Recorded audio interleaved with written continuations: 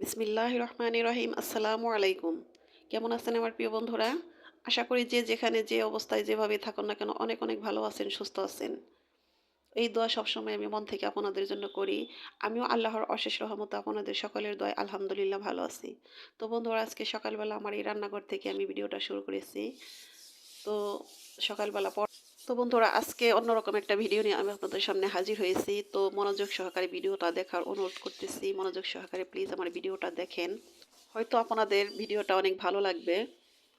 আর বন্ধুরা হয়তো লাইক দিতে ভুলে গেছেন, যে বন্ধুরা, তো মনে করিয়ে দিলাম, একটা লাইক দিয়ে দেন। আর নতুন বন্ধুদের বলতেছি, প্লিজ বন্ধুরা ভিডিওটা সম্পূর্ণভাবে মনোযোগ সহকারে দেখার আপনাদের অনুরোধ করছি। আপনারা সম্পূর্ণভাবে দেখুন, হয়তো আমার ভিডিওটা একটু হলেও ভালো লাগবে। যদি ভালো লাগে তাহলে সাবস্ক্রাইব করে আমার পাশেই থাকতে পারেন। ছোট্ট একটা কমেন্ট করে যাবেন, সে কমেন্টের সূত্র ধরে আমি যেন আপনাদের পরিবারে চলে যেতে পারি ইনশাল্লাহ। তো সকালবেলা তো কী কাজ করতেছি তা তো দেখতে পেলেন। আমার ঘরের যে ডোয়াগুলো ছিল সেগুলো আমি সুন্দর করে মাজনি দিয়ে ঘষে ঘষে পরিষ্কার করে ধুয়ে নিয়েছি। তারপর শুকাইছে। শুকানোর পর তারপরে তো এখন আমি রং করব। তো এই রঙের মধ্যে, এটা হলো পানির রং। এই রঙের মধ্যে হলো পুকুরের পানি দিলাম। পুকুরের পানি দিয়ে এই রংটা গুলাতে হয়, কারণ এতে টিউবওয়েলের পানি ব্যবহার করা যায় না। তো রং দেওয়া দেখে হয়তো আপনারা অনেকেই অবাক হবেন যে এটা কি করে সম্ভব, আমি কিভাবে রং দিতেছি। তো এর আগে যে আমাদের ঘরে রং করা হয়েছিল, মিস্ত্রি যে করেছিল, তো তাদেরকে দেখে আমি শিখেছি কিভাবে রঙে কতটুক পানি, পানির রঙে কতটুক পানি দিতে হয়, তেলের রঙে কতটুক পরিমাণ তেল দিতে হয়, আহ, কিভাবে লাগাতে হয় সেটা আমি শিখে রেখেছিলাম। তো সেটা এখন আমি কাজে লাগাইতেছি। তো আমাকে বলেছিল যে ভাবি শিখেন, পরবর্তীতে আপনি নিজেই দিতে পারবেন রং, সমস্যা নেই। তো চোখে দেখা কাজ যদি ইচ্ছা করলে, মানুষ বলে যে ইচ্ছা করলে নাকি উপায় হয়। তো আমাদের মতো মধ্যবিত্ত ঘরের বউরা কিন্তু ইচ্ছা করলে অনেক ধরনের কাজই আমরা পারি, যদি করি আর কি মনোযোগ সহকারে। তো আমি দেখে শিখে রেখেছিলাম, সেটা এখন আমার কাজে লাগতেছে। তো আমি খুব মনোযোগ সহকারে এই কাজটা করতেছি। আর রঙের কাজ, এটা তো মনোযোগ সহকারে করতে হবে। তো এই তো লাল রংটা আগে দিয়েছি, এটা আগে দিয়ে তারপরে কালো রংটা দেব। তো লাল রং, এটা হলো তেলের রং। তেলের রঙের চেয়ে পানির রংটা দিলে বেশি ভালো হয়। তারপর ওইটা আমার আগেই রং ছিল ঘরে, যে এটাই দিয়ে দেবো। তো মিস্ত্রি ভাই বলেছিল যে সমস্যা নেই, আপনি এটাই দিতে পারবেন। তো অনেক সুন্দর করে রংগুলো দিতেছি। তো রংটা দিতে দিতে একদম মাগরিবের সন্ধ্যা পার হয়ে গেছিল, কারণ রং যেটুকু গুলিয়েছিলাম যে এই রংটুকু দেওয়া ক্লিন করব। কারণ রং যদি রেখে দেওয়া হয় তাহলে হয়তো ড্যাম হয়ে যেতে পারে। আমার অতটা খেয়াল নেই যে গুলানো রং রাখা যায় কিনা। তো অনেক টাইম নিয়ে আমি রঙগুলো আস্তে আস্তে অনেক মনোযোগ সহকারে দিলাম। তো তারপরে আরেকটা কথা, সেটা হলো আজকে সারাদিন আমাদের এখানে কোনো কারেন্ট ছিল না। তো আমি সারাদিনে মোবাইলটা হাতেও নিতে পারিনি, কোনো কাজও করতে পারিনি, এই কাজটাই করেছি। তো বন্ধুরা, আমি আজকে আপনাদের ভিডিওটা দেখতে পারিনি। তো রাতে যতটুকু পেরেছি দেখেছি। বাকি যে ভিডিওগুলো আজকে দেখার চেষ্টা করব, দেখে ফুলফিল করে দেবো ইনশাল্লাহ।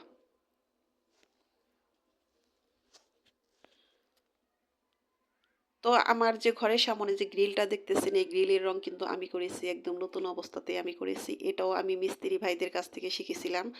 কারণ যখন আমার এই ঘরে রং করা হয়, তখন আমার দেবরের ঘরেও রং করা হয়েছিল।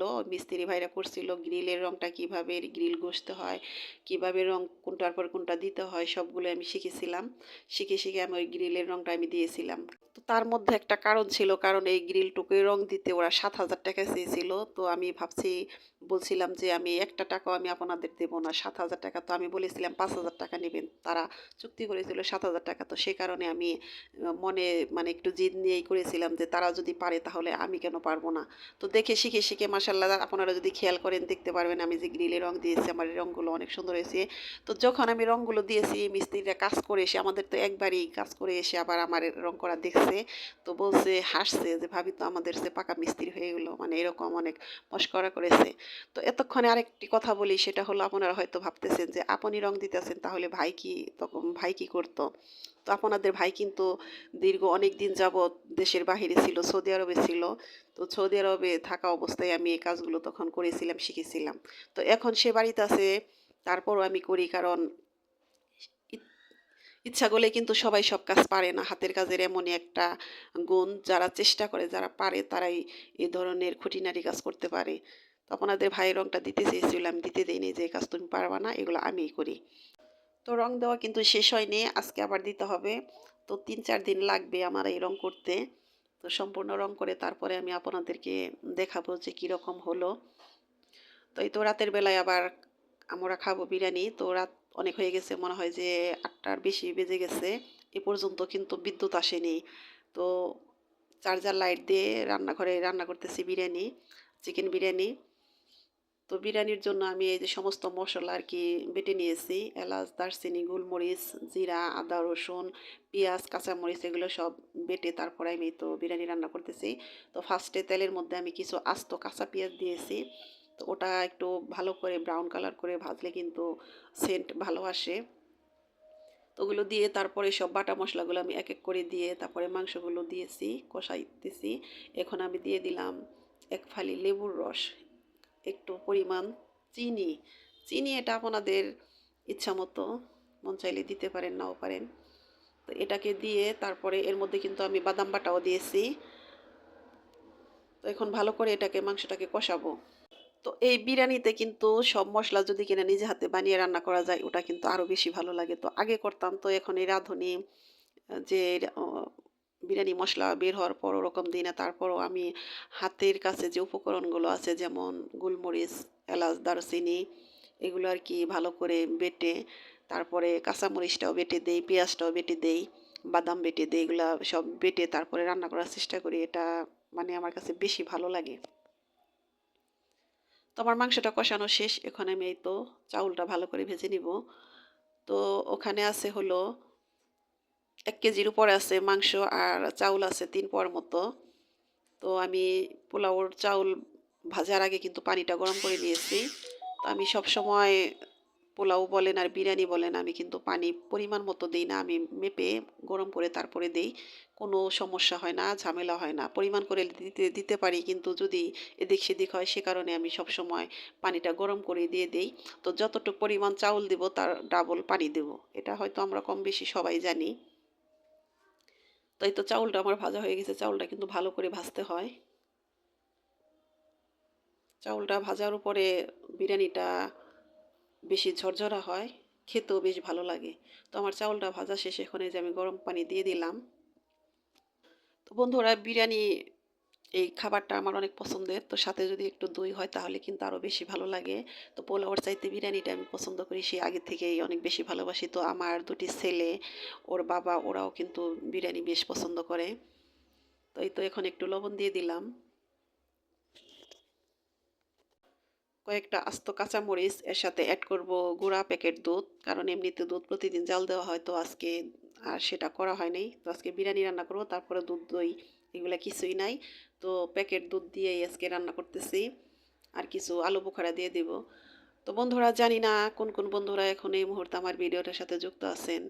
প্লিজ বন্ধুরা যদি ভুলে যান লাইক দিতে আবার মনে করিয়ে দিলাম। একটা লাইক দিয়ে দেন, কারণ আপনাদের একটা লাইক কিন্তু আমার অনেক অনেক মূল্যবান। আর নতুন বন্ধুরা যদি আমার ছোট্ট চ্যানেলটাকে সাবস্ক্রাইব করে থাকেন তাহলে আপনাদের অনেক অনেক ধন্যবাদ। তো যারা এই কাজটি করে দিয়েছেন তাদেরকে জানাই আমার মন থেকে অনেক অনেক ভালোবাসা ও অনেক দোয়া। তো বন্ধুরা মাংসটা কষানোর সময় যে বিরিয়ানি প্যাকেট মশলাটা কিছু দিয়েছিলাম আর কিছু মশলা আমি রেখে দিয়েছিলাম, সে মশলাটা এখন এই তো দিয়ে দিলাম। তো সাথে দিয়ে দিলাম কয়েকটা আলু বোখারা। তো এখন এটাকে ভালো করে লাড়াচাড়া করে সবগুলো উপকরণ ভালো করে মিশিয়ে তারপরে একটু দমে রেখে দেব। তারপরে এটাকে পরিবেশন করব। তো বন্ধুরা এই তো দেখুন আমার বিরিয়ানি রান্না কিন্তু একদম পারফেক্ট হয়ে গেছে। অনেক মজা হয়েছিল, অনেক মজা করে রাতের বেলায় খেয়েছি। তো বন্ধুরা আমি যে প্রসেসিং যেভাবে বিরিয়ানিটা রান্না করেছি যদি মনোযোগ সহকারে দেখে থাকেন তাহলে এভাবে রান্না করে খেতে পারেন, বেশ ভালো লাগবে। বিরিয়ানিটা একদম পারফেক্ট হবে। তো আমার বিরিয়ানি এই তো হয়ে গেছে, অনেক সুন্দর হয়েছে মাশাআল্লাহ। তো বন্ধুরা আমার মতো কে কে এরকম বিরিয়ানি খেতে পছন্দ করেন আমাকে কমেন্ট করে জানাতে পারেন। আর প্লিজ বন্ধুরা আমার ভিডিওটা ফুল ওয়াচ করার চেষ্টা করবেন। ফুল ওয়াচের অবস্থা কিন্তু অনেক খারাপ। আমি কিন্তু সবার ভিডিও ফুল ওয়াচ করি। তো কথা বলতে বলতে আমি ভিডিও লাস্ট পর্যায়ে চলে এসেছি। তো বন্ধুরা আপনারা সবাই আমার ও আমার পরিবারের জন্য দোয়া করবেন। আমি আপনাদের কাছ থেকে দোয়াগুলো চেয়ে নিচ্ছি। আর আমি আপনাদের পরিবারের সবার জন্য মন থেকে অনেক অনেক দোয়া করি। আপনারা সবাই ভালো থাকেন, সুস্থ থাকেন, সুখে থাকেন, মানসিক শান্তি নিয়ে বেঁচে থাকুন। আপনাদের মনের নেক আশাগুলো আল্লাহ পাক যেন পূরণ করে দেন।